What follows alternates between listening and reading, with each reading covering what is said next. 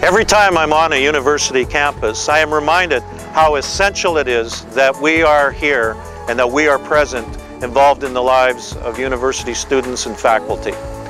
Just this past week, I was on a campus with tens of thousands of students, and our worker that is involved there is making a vital difference as he helps those young adults deal with the critical issues of life and helps them to shape their faith in the midst of a very challenging environment.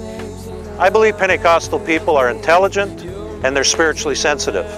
And because we're smart, we understand that it's essential that we be on this campus making a difference in the lives of those who will be key people within our society, who will run the government, who will be engaged in education, who will be involved in so many of the spheres of the society.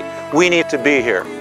And we are also spiritually sensitive, so we know it's not just a case about being nice enough or smart enough, but we need the help of God to make a difference in these places as we engage the lives of students and of faculty. Because the campus matters so much, I am inviting you to participate with us, first of all, of course, in prayer, to engage God and invite Him to work in new and fresh ways in our campuses across Canada.